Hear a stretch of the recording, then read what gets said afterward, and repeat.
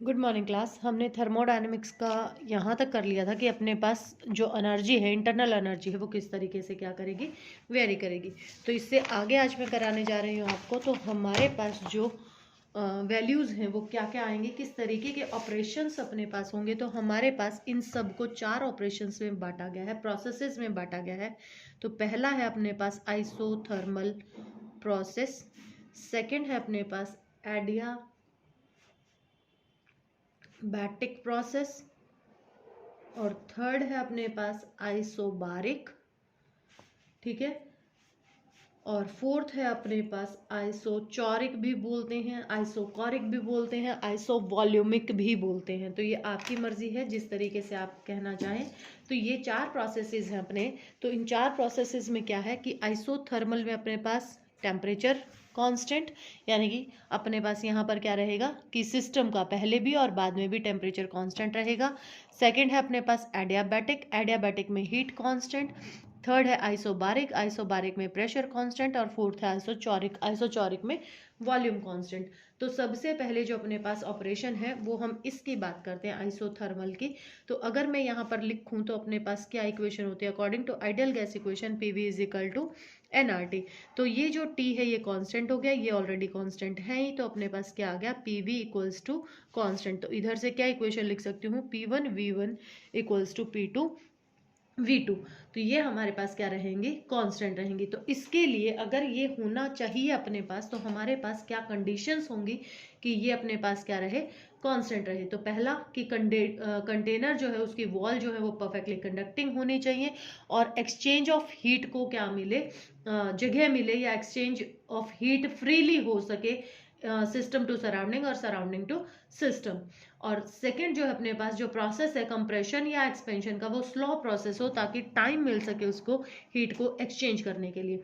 अगर अपने पास क्या है, आइडियल गैस है, अगर मैं आइडियल गैस की बात करती हूँ फॉर आइसोथर्मल प्रोसेस, तो यानी कि अपने पास इसकी वैल्यू, यानी कि चेंज इन इंटरनल एनर्जी की वैल्यू क्या होगी, 0 होगी, क्योंकि टी जो है अपने पास वो क्या हो गया है, कांस्टेंट। तो जितना टेम्परेचर में चेंज आता है उतना ही इंटरनल एनर्जी में क्या आएगा, चेंज आएगा। तो for ideal gas D you की वैल्यू हमेशा क्या होगी, 0। सेकेंड प्रोसेस है अपने पास एडियाबैटिक प्रोसेस।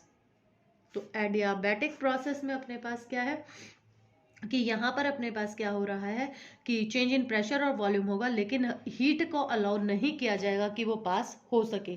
तो अपने पास दो ही कंडीशंस होंगी, एक तो जैसे इसमें थी सडन कंप्रेशन और एक्सपेंशन हो कि टाइम ही ना मिले, और जो वॉल है अपने पास वो परफेक्टली क्या बनाई जाए, इंसुलेटर बनाई जाए।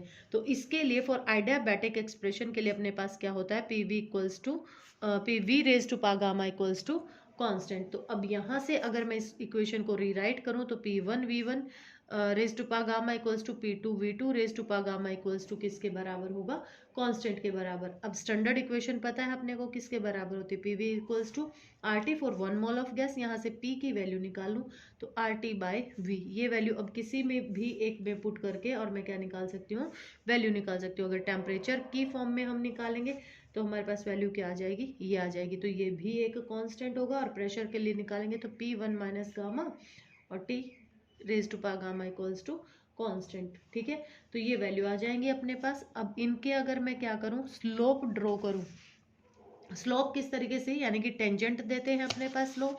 तो स्लोप अपने पास किसका होगा, यानी कि जो पी वी इंडिकेटर डायग्राम हम बना रहे थे कि इधर हम ले रहे थे पी, इधर हम ले रहे थे वी। तो यहाँ P1 थी, वॉल्यूम V1 था, यहाँ P2 हो गया, यहाँ वॉल्यूम V2 हो गया। तो इंडिकेटर डायग्राम जब हम बनाते हैं तो हम किसका बनाते हैं, dp/dv का बनाते हैं। तो इसके लिए अगर मैं स्लोप लेती हूँ तो अपने पास किसके बराबर हो जाएगा ये, अब अपने को पता है P V equals to constant. Isothermal के लिए बात कर रही हूँ, दोनों का निकालूंगी अलग अलग, डिफ्रेंशिएट कर दूँ। First as it is differentiation of second plus second as it is differentiation of first, और कांस्टेंट का डिफ्रेंशिएशन क्या हो गया, 0। तो यहाँ से मैं वैल्यू निकाल लूँ तो अपने पास P D V equals to minus of, इसको इधर ले आए। अब अपने को क्या चाहिए, dp/dv। तो ये हो गया अपने पास, और वैल्यू क्या आ गई, -P/V। ये आ गई किसके लिए, आइसोथर्मल के लिए। सिमिलरली किसके लिए निकालेंगे, एडियाबैटिक के लिए निकालेंगे। तो एडियाबैटिक के लिए वैल्यू होगी अपने पास कि हमारे पास जो वैल्यू है वो क्या है, PV raise to power gamma equals to किसके बराबर, के बराबर। तो यहाँ से first term as it is, differentiation of second करोगे तो गामा -1 और डीवी और प्लस, अब इसका करोगे ये एज इट इज dp और कांस्टेंट का डिफरेंशिएशन कितना हो गया 0।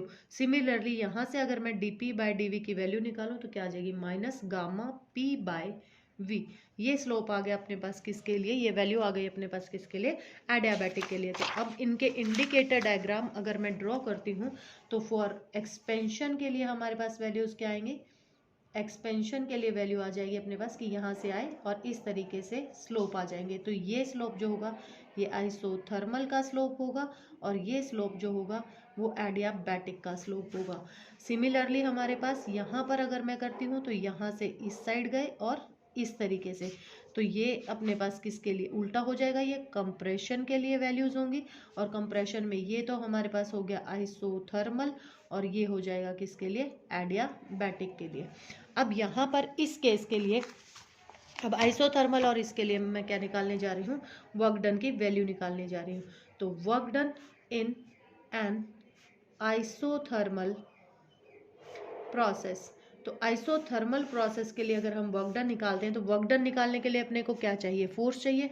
अपने को पता है फोर्स किसके बराबर होती है, फोर्स होती है अपने पास mass into acceleration, mass into acceleration. और फोर्स किसके बराबर होती है, प्रेशर इज इक्वल टू, क्योंकि यहाँ पे प्रेशर का काम है अपने पास तो हम फॉर्मूला कौन सा लगाएंगे, pressure equals to force by area. तो यहाँ से फोर्स निकाल लूँ मैं तो फोर्स अपने पास क्या होगी, प्रेशर इनटू एरिया।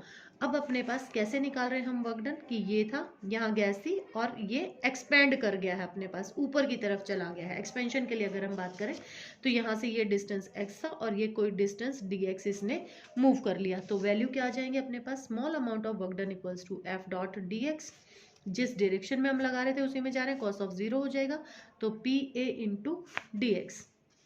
ठीक है, ये वैल्यू आ गई अपने पास। अब यहाँ से देखो एरिया इनटू डिस्टेंस, इसको क्या लिख सकते हो, वॉल्यूम, तो D W equals to P D V, ये इक्वेशन आ गई अपने पास। अब फॉर द टोटल अमाउंट की वॉल्यूम हमारे पास चेंज हुआ तो D W for the total amount of work done, मैं इसको क्या कर दूं, इंटीग्रेट कर दूं तो ये क्या हो गया पी डी वी।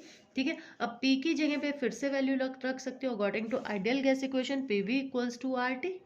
ठीक है, यहाँ से P की वैल्यू निकालूं और P की वैल्यू क्या आ जाएगी अपने पास RT बाय V। ये वैल्यू अब मैं यहाँ पर क्या कर दूंगी, पुट कर दूंगी।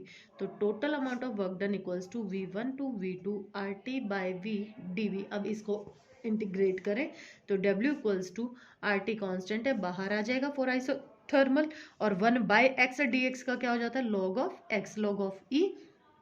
ठीक है, अपर लिमिट मैं सीधा पुट कर रही हूँ माइनस लोअर लिमिट, और इसमें माइनस होता है तो कहाँ चला जाता है वो, डिवाइड में, तो V2 बाय V1। तो ये हमारे पास किसकी वैल्यू आ गई, वर्क डन की। अगर मैं इसका बेस 10 में चेंज करना चाहूँ तो क्या करूँ, 2.303 वैल्यू होती है बेस चेंज करने की, तो ये क्या हो जाएगा लॉग ऑफ 10, क्योंकि जो अपने पास जो एक टेबल दी होती है, लॉगरिथम टेबल होती है, वो हमेशा बेस 10 की वैल्यू होती है।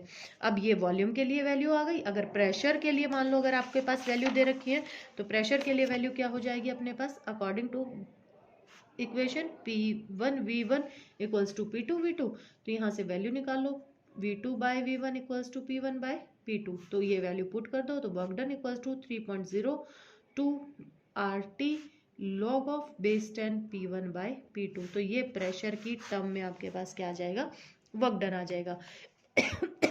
इसी तरीके से हीट एनर्जी अगर आप निकालना चाहें तो हीट एनर्जी क्या हो जाएगी अपने पास, वर्क डन बाय जूल। ठीक है, तो यहाँ पर जे से हम क्या कर देंगे, डिवाइड कर देंगे। अब हम सेकंड निकालने जा रहे हैं जो हमारे पास वर्क डन है। नेक्स्ट है हमारे पास work done in an adiabatic process. Adiabatic process के लिए भी सेम है, बस वैल्यूज चेंज हो जाएंगे। P इज इक्वल टू क्या, यही, और वर्क डन इक्वल्स टू वही P A into D X, और ये फिर से वॉल्यूम बन गया तो D W equals to P D V. As it is यहाँ तक है P1 V1, बस यहाँ वैल्यू चेंज होएंगी। अब अपने को पता है एडियाबैटिक के लिए अपने पास इक्वेशन क्या है, PV raise to power gamma equals to K constant, और गामा हमें पता है किसके बराबर होता है, CP बाय CV के। ये रखने की जरूरत नहीं है, खैर यहीं से ही वैल्यू निकाल लेंगे अब हम। तो अब वैल्यू जब आप निकालेंगे तो यहाँ से P की वैल्यू क्या आ जाएगी अपने पास, K V raise to power gamma, यहाँ पुट कीजिए तो DW equals to V1 to V2, ठीक है, K V raise to power gamma into DV, ठीक है। अब यहाँ से आप क्या करो, इसको इंटीग्रेट करो, तो total amount of work done equals to K, constant बाहर आ जाएगा, ये ऊपर जाएगा तो V गामा -1 और पावर जो बनी है ये माइनस ऑफ गामा ऊपर जाएगा, 1 minute, W equals to K V raise to power minus of gamma, तो +1 करते हैं और जो पावर बनती है वो पावर कहाँ आ जाती है अपने पास नीचे, तो 1 माइनस गामा, और वॉल्यूम चेंज हो रहा है कहाँ से, V1 से V2 तक, तो W इक्वल्स टू के 1 माइनस गामा, और यहाँ पावर रखिए V2 1 minus gamma minus of V1 1 minus gamma, ये वैल्यू आ गई आपके पास। अब यहाँ से अपने पास जो इक्वेशन है वो क्या इक्वेशन है अपने पास, P1 V1 equals to RT1, और ये क्या है P2 V2 equals to RT2, तो ये वैल्यू रख सकते हो सीधी सीधी यहाँ पर। चाहे और एक चीज़ और क्या कर सकते हो आप यहाँ पर, कि अगर अपने पास जो एक्सप्रेशन था पहले वो कर लेते हैं, तो अपने पास क्या था, P2 V2 raise to power gamma equals to P1 V1 raise to power gamma equals to K, जो कांस्टेंट के लिए हमने वैल्यूज रखी थी।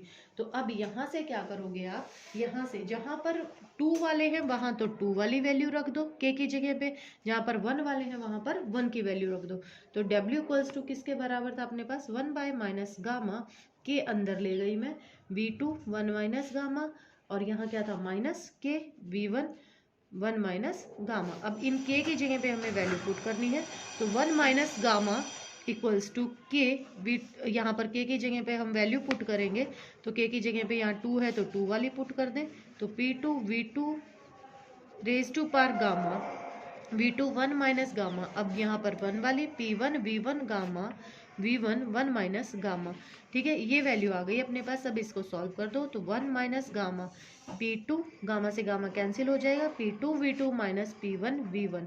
अब ये जो वाली इक्वेशन थी ये अब हम यहाँ पर क्या कर सकते हैं, पुट कर सकते हैं, तो W equals to 1 minus gamma, अब इसकी जगह पे पुट कर सकते हैं क्या, RT2, यानी कि टेम्परेचर की टर्म में आ जाएंगे, और इसकी जगह पे पुट कर सकते हैं RT1। अब इन दोनों में से R हम निकाल लें कॉमन, तो क्या आ गया 1 by gamma T2 minus of T1, ये हमारे पास किसकी वैल्यू आ गई, वर्क डन की वैल्यू आ गई फॉर द एडियाबैटिक प्रोसेस, ठीक है। इसी तरीके से अपने पास क्या होगा, अगर मान लीजिए कि आपके पास जो वर्क डन है ना आइसोथर्मल एंड एडियाबैटिक प्रोसेस जो है in term of indicator diagram, अगर मैं इसको दिखाऊं तो इंडिकेटर डायग्राम में इस तरीके से इसको हम बना देंगे कि यहाँ हमारे पास गैस A थी, यहाँ वॉल्यूम V था और प्रेशर P1 था, यहाँ B पर पहुंचे तो वॉल्यूम V2 था और प्रेशर कितना था, P2 था। तो इसमें से अपने पास वही जैसे आप तुमने अगर वेरिएबल फोर्सेस के लिए हमने जैसे वर्क डन निकाला था कि ये छोटी सी स्ट्रिप काट के कि यहाँ पर प्रेशर अपने पास P था और ये वॉल्यूम जो चेंज हुआ, वॉल्यूम कितना चेंज हो गया, DV चेंज हो गया, तो ये जो एरिया इसके अंदर आएगा स्ट्रिप के अंदर वो सारा का सारा अपने पास किसके बराबर हो जाएगा, वर्क डन के बराबर हो जाएगा। अब नेक्स्ट है अपने पास जो प्रोसेस, तीसरा प्रोसेस जो था अपने पास, तीसरा प्रोसेस क्या था अपने पास, आइसोचोरिक, ठीक है, यानी कि इसमें क्या था अपने पास वॉल्यूम कांस्टेंट, तो वॉल्यूम कांस्टेंट है तो इंडिकेटर डायग्राम क्या बन जाएगा, अब वॉल्यूम कांस्टेंट है तो प्रेशर बढ़ रहा है, वॉल्यूम अपने पास बढ़ नहीं रहा है। और आइसोबारिक अगर अपने पास होगा तो क्या हो जाएगा कि अपने पास प्रेशर कांस्टेंट है और वॉल्यूम क्या कर रहा है, इंक्रीज कर रहा है, तो इनके अंडर जो है वो अपने पास क्या आ जाएंगे, वर्क डन आ जाएगा, ठीक है। और अब इसके आगे अपने पास फर्स्ट लॉ और सेकेंड लॉ बच गए हैं, तो एक मैथ फार्मूला है, तो 2-3 फार्मूले और हैं, ये हम नेक्स्ट वीडियो में करेंगे।